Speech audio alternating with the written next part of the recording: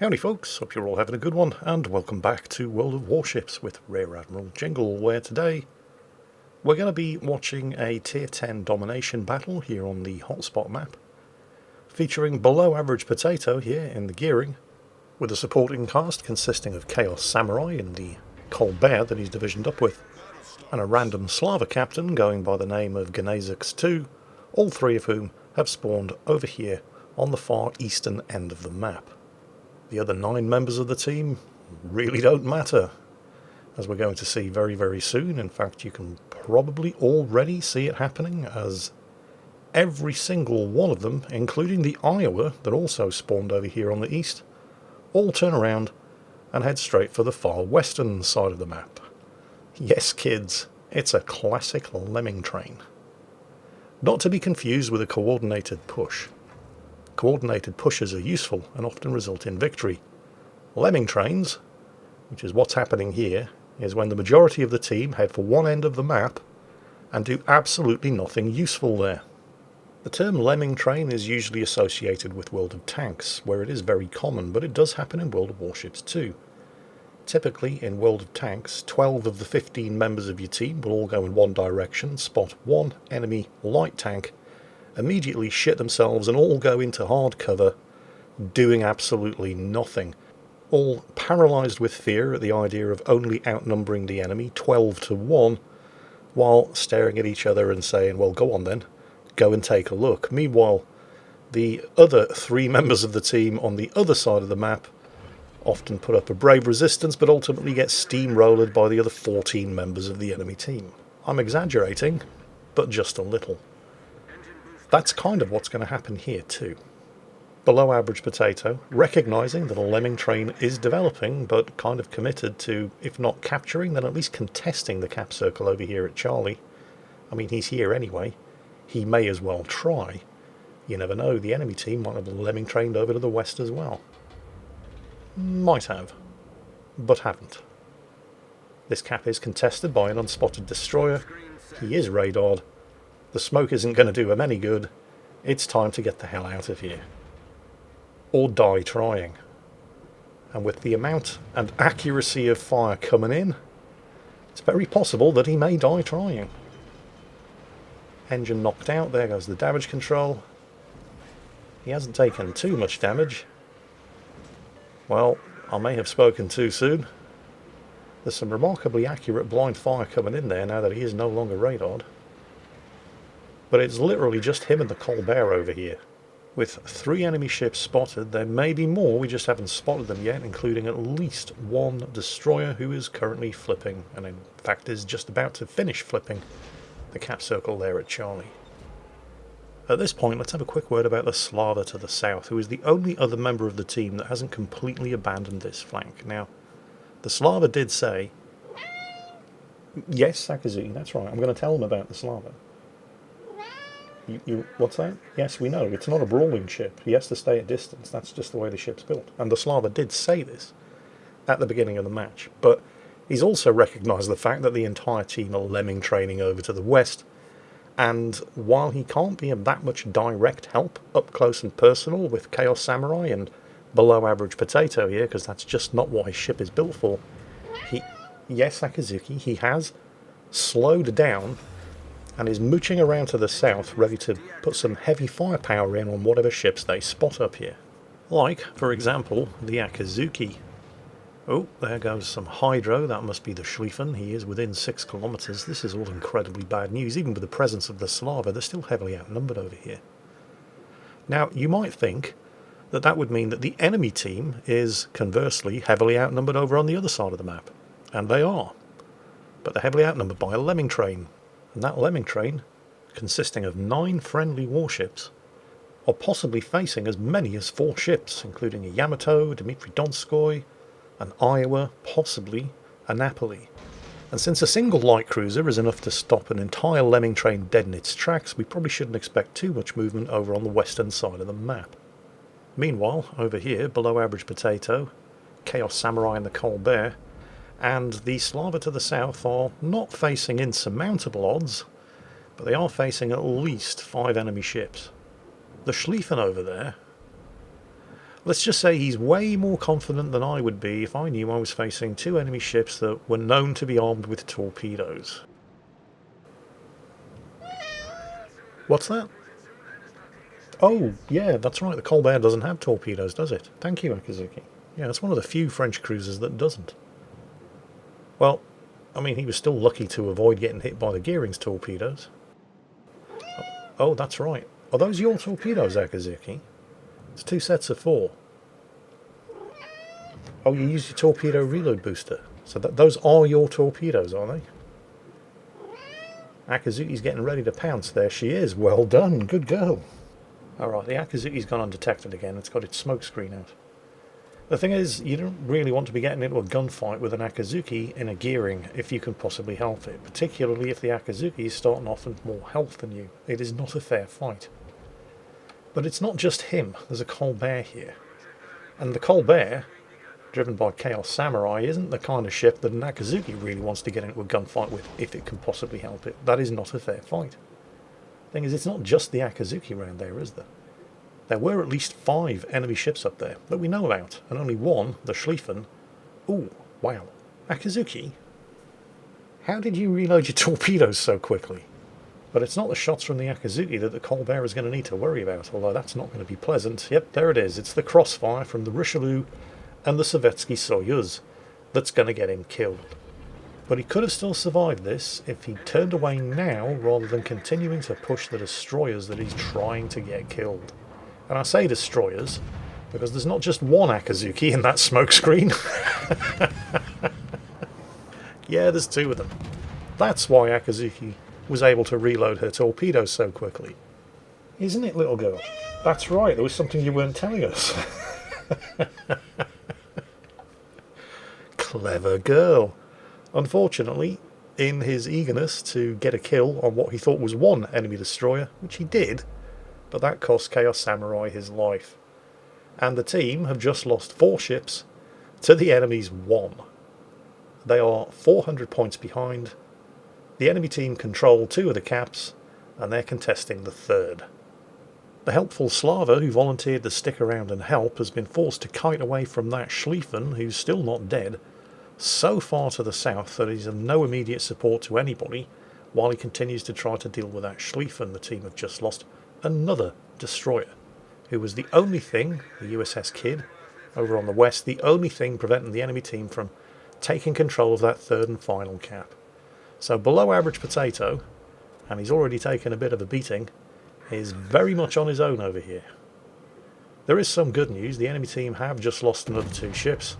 The bad news is that he's now getting into a gunfight with the other Akazuki, and the Akazuki severely outguns him.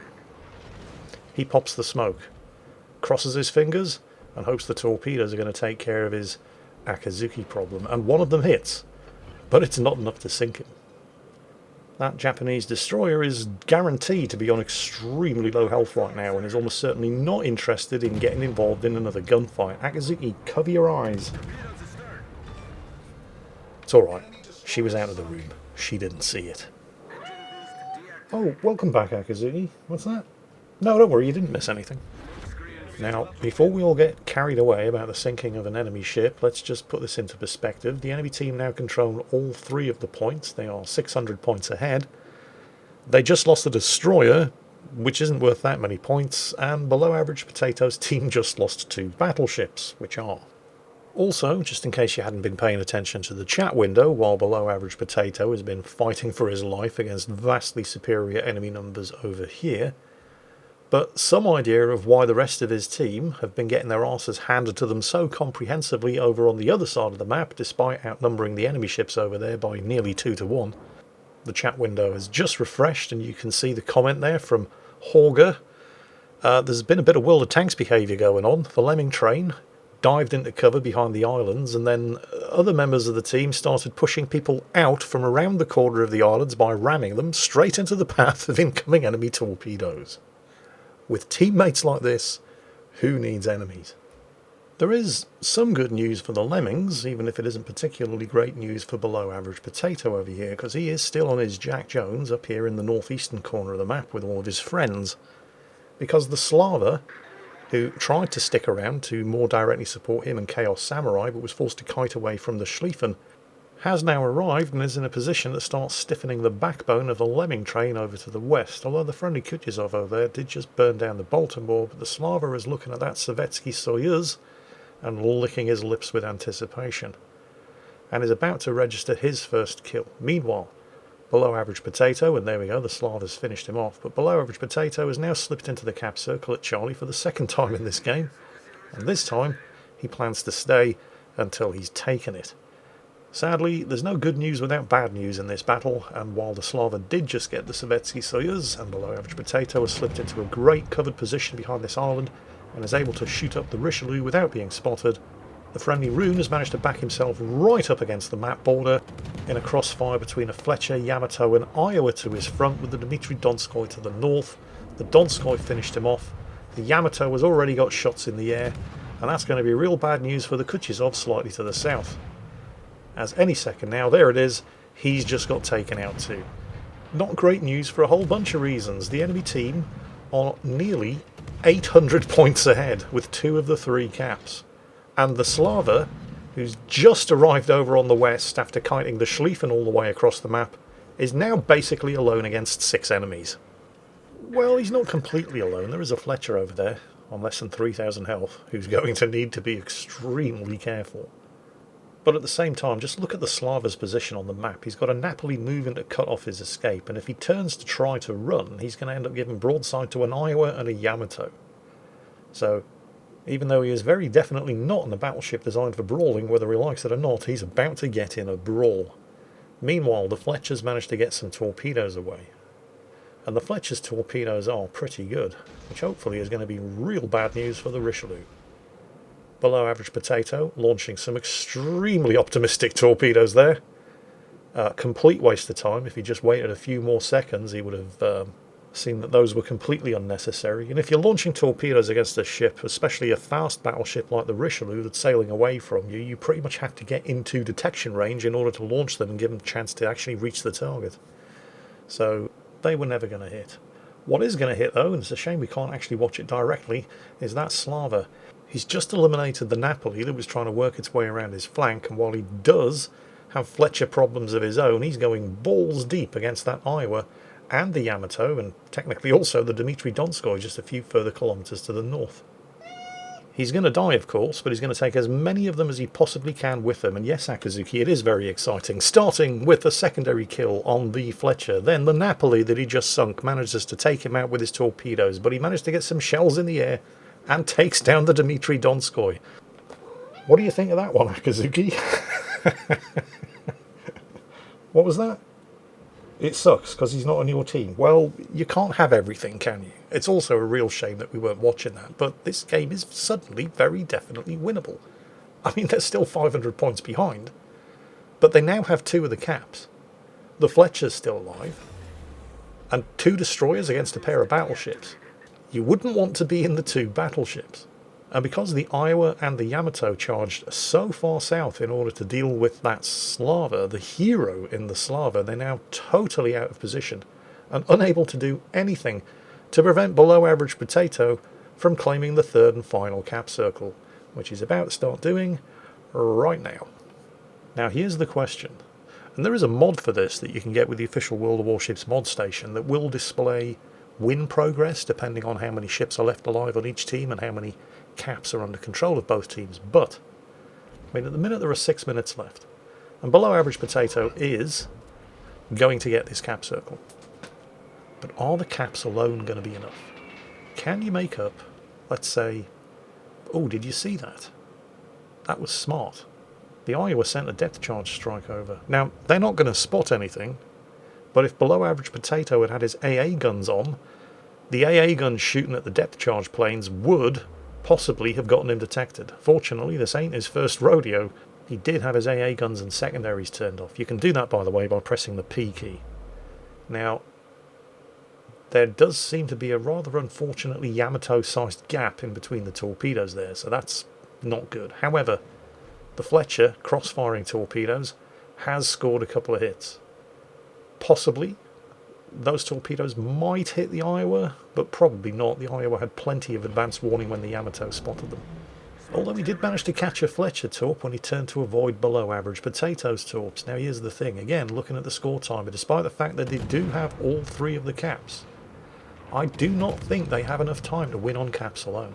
So below average potato was smoked up, and he's not going to be able to do a huge amount of damage directly against the Yamato because he only has 127mm guns, but he may set some fires, and it's likely that the Yamato's damage control was on cooldown after eating those Fletcher torpedoes, which probably caused a flood. And yet he's switching fire to the Iowa. Then again, the Iowa is, you know, charging the cap circle and the smoke screen because those guys know that they need to get a kill in order to ensure a win. But that's really hazardous in a battleship when you're chasing down a destroyer. But then again, do they? I mean, look at the points difference. They're more than 300 points ahead, and there's still 4.5 minutes of the game to go. And those two battleships, do they actually need to get a kill? One of them's going to get a torpedo, that much I can tell you. Oh, and the Yamato came out at the worst possible moment. There's 2 torpedo hits, and more Fletcher torpedoes, and they've got the Yamato. That's it. Now the Iowa needs to kill one, probably both of them, in order to hold on to that win. There's only 200 points ahead. He has managed to slip into that cap circle, so he's preventing below average potatoes team from gaining any points from it, but they do still have the other 2 cap circles. But what choice does the Iowa have? Because if he stays where he is, he's just going to get torpedoed again by the Fletcher. The only way he can disengage is by heading into the southwest, but that just means he's going to run into the corner of the map, and he can't outrun a Fletcher and a gearing anyway. They'll just chase him down and torpedo him from stealth. If he tries to contest the cap, he's sailing straight into the freshly loaded torpedoes from below average potato here. Torpedoes which will be ready to go in just 10 seconds. How did it go so badly wrong? The enemy team were so far ahead at one point. At one point they were 800 points up and had all 3 of the caps, and something like a 4 or maybe even a 5 ship kill advantage. And yet here we are. The Iowa is basically being forced to effectively suicide in order to try to snatch victory from the jaws of defeat, which was snatched from the jaws of what seemed like an absolutely inevitable victory. There he is, completely doomed. His smoke stealth penalty as a battleship is so massive. It's only now that he's launched his spotter that he's actually able to see below average potato, but it is way too little, way too late. Defeat snatched from the jaws of victory for the enemy team, and victory snatched from the jaws of defeat for below average potatoes team when he saw that 9-ship lemming train sailing to their doom at the start of the battle. He absolutely thought, well, this one's a waste of time, isn't it? But then the 3 duty heroes, below average potato himself in the gearing, psychedelic moose in the Fletcher, and Ganazix 2 in the Slava stepped up to the plate and said, nope, this far and no further. The enemy team, of course, were only too happy to oblige, with the exception of the Iowa, who honestly did absolutely everything he could to avoid defeat, but the odds were stacked against him. And so I am very happy to be able to present you another episode of A Game of Throws. I hope you've enjoyed it, and as always, take care, stay safe, and I'll catch you next time.